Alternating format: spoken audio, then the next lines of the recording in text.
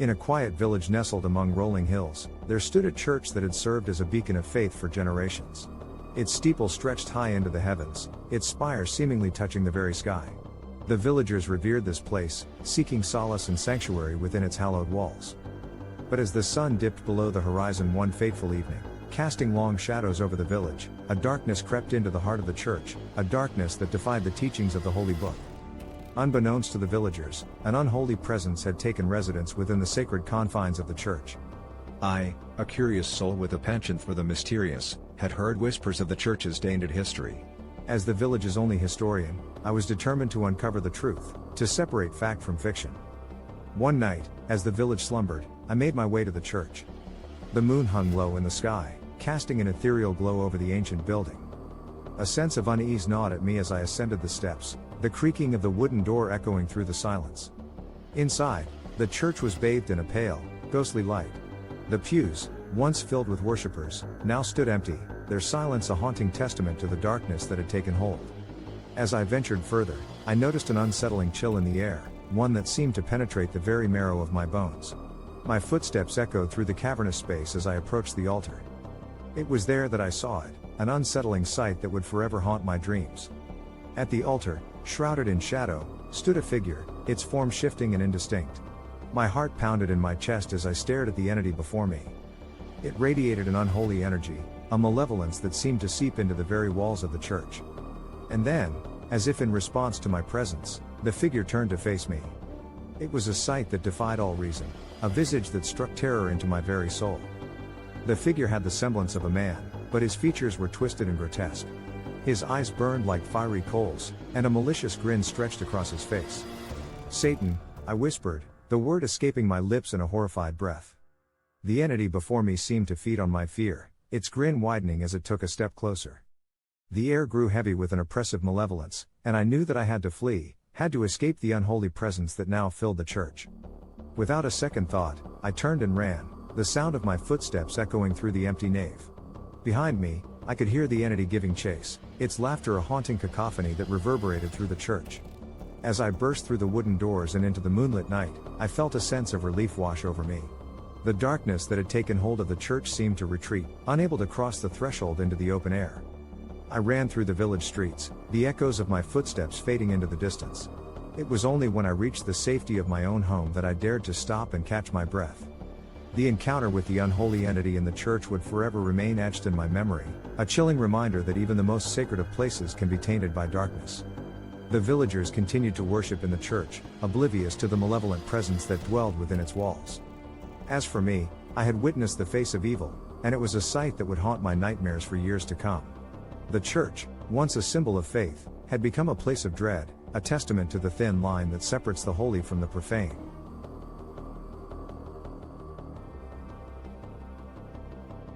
In the depths of a remote village, nestled between jagged mountains and dense, foreboding forests, a chilling legend persisted, a tale whispered only in hushed tones, a story that dared not be spoken aloud. It was a legend that spoke of the devil himself, a sinister entity that cast a dark shadow over the village's history. The village, shrouded in a perpetual fog that clung to its streets, bore the scars of its unholy past. Centuries ago, the villagers had made a pact with the devil, trading their souls for prosperity and power. The devil had granted their wishes, but at a price that would haunt them for generations to come. As the story went, every year, on the eve of the summer solstice, the devil returned to claim his dues. He would walk the village streets, his presence a harbinger of impending doom. Those who encountered him would be marked, their lives irrevocably altered as they descended into madness. I had heard these tales as a child, a visitor to the village during summer vacations. The villagers spoke of the devil's arrival with trepidation, and I had always dismissed their stories as mere superstition. But as I returned to the village as an adult, I couldn't help but feel a creeping sense of unease. The eve of the summer solstice arrived, and a heavy fog descended upon the village, cloaking it in an eerie silence. I ventured into the streets, drawn by a morbid curiosity to witness the legend firsthand. As I walked through the fog-shrouded village, the air grew colder, and the world around me seemed to blur and distort. Shadows danced at the edges of my vision, and I felt a presence, a malevolent force, watching my every move. And then, from the depths of the fog, he emerged. A figure cloaked in darkness, his eyes smoldering like fiery embers. It was the devil himself, as described in the village's chilling legends. Fear surged through me, but I stood my ground, unable to tear my gaze away from the entity before me. He moved with an otherworldly grace, his footsteps echoing in the silence of the night. As he drew nearer, a sense of dread washed over me. His eyes bore into mine, and I felt as if he were peering into the very depths of my soul. I could hear his voice, a seductive whisper that beckoned me closer. "Come with me," he murmured, his voice a symphony of darkness and temptation. I should have fled, should have resisted his call, but I was entranced, unable to resist his pull.